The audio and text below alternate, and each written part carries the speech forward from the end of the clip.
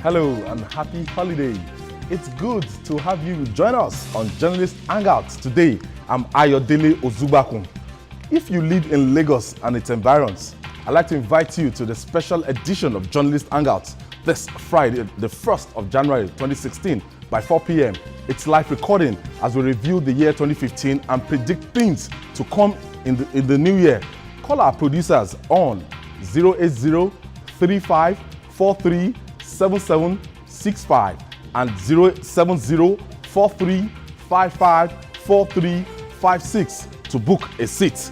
Our studio is located at number 1 Continental Way, CMD, Ketu, Lagos State. Today on the program, Borno and Adamawa states mourn again. Boko Haram struck and killed more than 50 people. In 3 days, Minister of State for Petroleum says petrol will sell for 85 naira per litre. 85. Journalist Hangout starts now.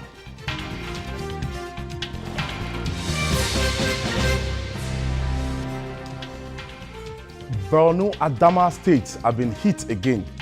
Between Sunday and yesterday, not less than 50 persons have been killed by Boko Haram.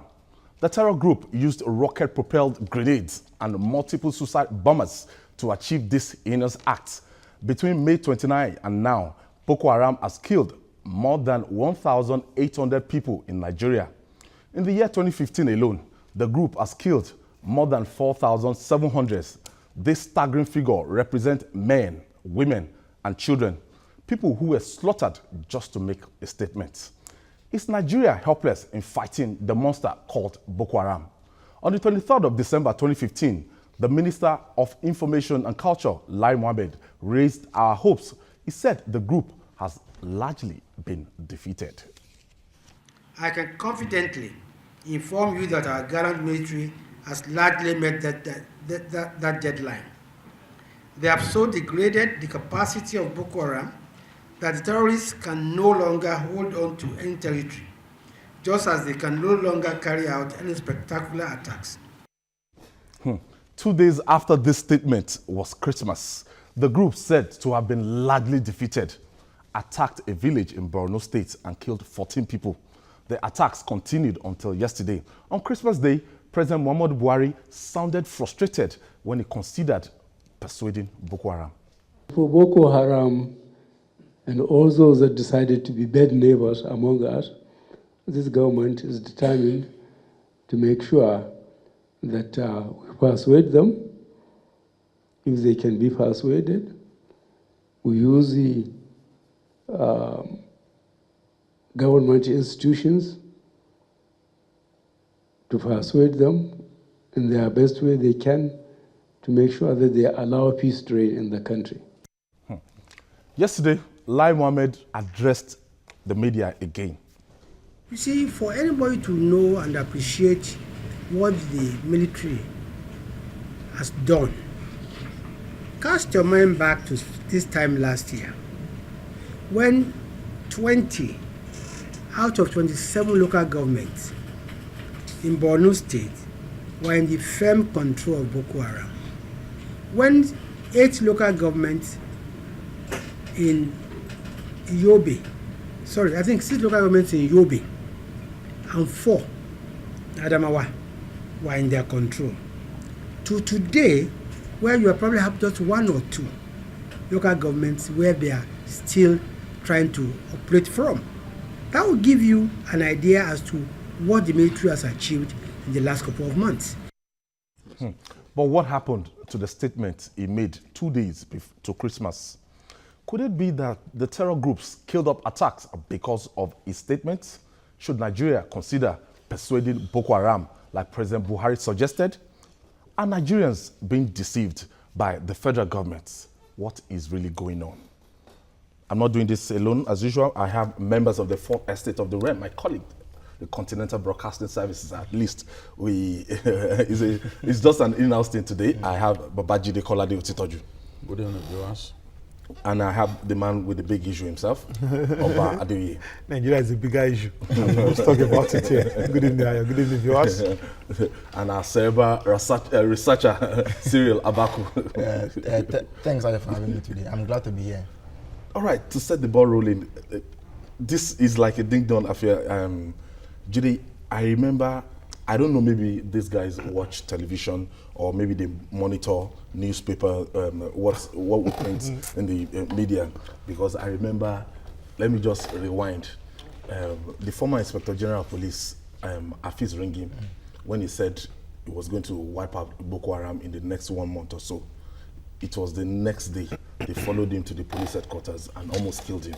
That massive attack on police headquarters. Alhaji Lai Mohammed embarked on this journey with some journalists, like 25 journalists, and they went to some areas in Maiduguri, and he came back to address the media, and he told us that largely Boko Haram has been defeated. And the president, the following day, granted an interview on the British Broadcasting Corporation, BBC, and the president said that yes, that they've been largely been defeated. Technically. And today, and the spiral effects from Christmas Day to this time, we know what has happened, and yesterday was very, very pathetic. Jide, what's happening? Well, I wonder what we want to achieve by this unnecessary chest stomping.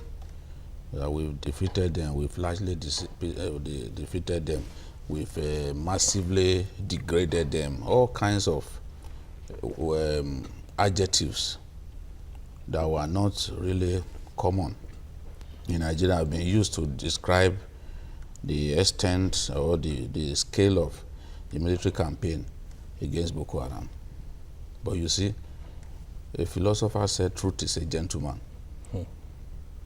That in the fullness of time, truth will become apparent. The reality is that Boko Haram is a very, very predictable group. My understanding of the group, I've been studying this group for like 5 years now. Their tactics, the way they switch tactics and all that, their modus operandi. I know that this group is very, very predictable. And I know that the mistake we continue to make is that we continue to kind of underrate the capacity of Boko Haram to threaten the sovereignty of our nation and to continue to spill blood. I don't know why we've chosen to go on this path. The reality is, Boko Haram, the way it is now, their communication system is very, very good. They've scaled down on propaganda. You see that these days they hardly No more media appearances. I think the last major thing that they did was the Salah celebration inside Sambisa forest that they allowed the world to see, where they were slaughtering ram. Generally, they scaled down propaganda. They know that they are in the fight of their lives. They are being attacked in Chad, and they are also attacking Chad. They are attacking the Cameroonians. They are attacking Niger. So it's no longer a battle for Nigeria. Boko Haram continues to see itself as a regionalist terrorist group. No. We think that, oh, this is just about Nigeria, oh, we've defeated them, this and that. These are people with the capacity to move in and out of Nigeria. A lot of the people fighting on the side of Boko Haram are not Nigerians. Some ridiculous Nigerians the other day were saying, oh, that they saw some Niger Delta people and all that. So now, how funny can Nigerians be? When, after the battle for Giwa Barracks, the Boko Haram in 2014, the Boko Haram men who were arrested, many of them could not speak a word of Nigerian language because they were not Nigerians. These were Chadians. So we need to stop beating our chests and get down to serious business. One, already Cyril has talked about the need for the National Orientation Agency to get involved in this war. The rate at which Boko Haram is using 10-year-old, 12-year-old women or girls for suicide bombing is a threat to womanhood in Nigeria, because every nation is reliant on quality womanhood. But if we fold our arms and watch Boko Haram using women the way they are doing, using little girls the way they are doing, honestly, quality motherhood, especially in the Northeast, I'm talking about the future now, is under threat. Yeah. Now, every time you boast that you've done this, you've done that, Boko Haram always responds angrily. You saw that even the attempt to bomb Apapa, Abubakar Shekau responded to it. The only thing, he made a mistake by calling Fashola Oshomole, you know. But he responded, he said, I was the one who sent the woman to plant the bomb. It didn't go according to their plan. So we have God to thank for that. Now, what Alhaji Lai Mohammed has said, whether we like it or not, it has played, I mean, it has kind of re-energized these guys and made them to feel that, oh, you think you've destroyed us, now we will show you that you've not destroyed us. And one demonstration of that determination to show Nigeria that they've not been destroyed was the fact that they moved within 2 miles of Maiduguri. In a long time, Boko Haram didn't attempt to enter by Maiduguri because Maiduguri is the most defended city in the whole of Nigeria.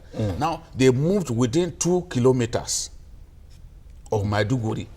That should tell you that They're closing in. that when you say that they cannot move from community to community as they used to do, of course that's a lie. Because they must have moved from one community to enter the Chief of Army Staff's hometown, which they attacked and set houses ablaze. Residents of Burate, many of them had to flee to Biu.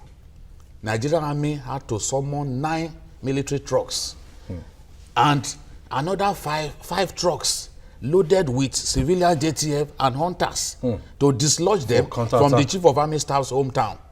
That was last week.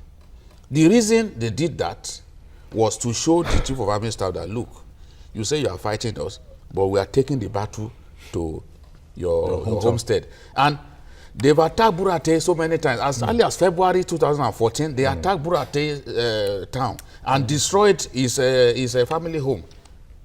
So this battle is far from being won. I doubt if Somalians, there was a time when Al-Shabaab controlled a wide area in Somalia.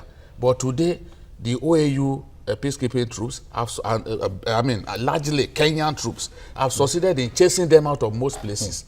But I don't think Somalians will, even in their most drunken state, deceive themselves that they have defeated